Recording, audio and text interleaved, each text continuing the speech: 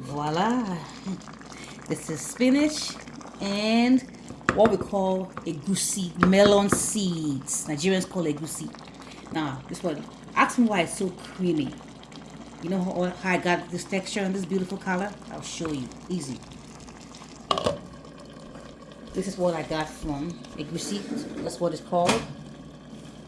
Now, I got the whole seed, so I put in my blender. I threw in fresh tomato, some pepper, some garlic, some onions, and then I put in parboiled cabbage. Now the cabbage, I boiled it initially at the beginning because I wanted to add it to this mixture, to my egusi mixture. I put it into the meat pot so that I can, do at the same time. So it was steamed. So then I threw it into this blender with my egusi melon seeds and my fresh onions, my garlic, fresh garlic, my fresh tomatoes. That is all, and I blend all together. So again, boiled cabbage, fresh tomatoes, fresh onions, fresh garlic, tomatoes, and your egusi together. That gave me this beautiful, creamy egusi. Got it. You know one thing now, egusi is very fatty, so I don't like to put too much. That's why I added my cabbage, to make it more. You see, and then I also, for these days, the spinach is very expensive.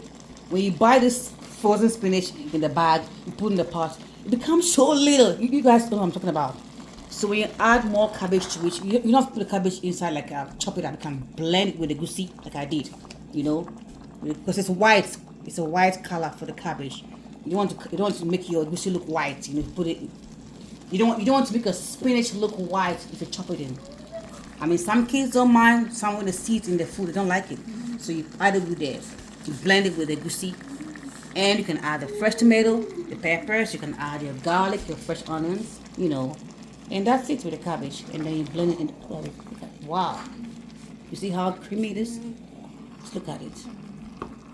So it's just something to try today, because I know it's good to also work on your health. Too much of everything is bad. Again, egusi is very fatty.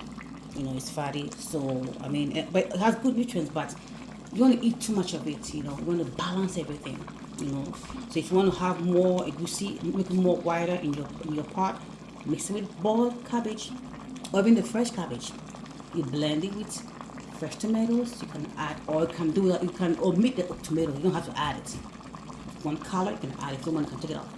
So fresh cabbage or boiled cabbage with egusi, the melon seeds, just one.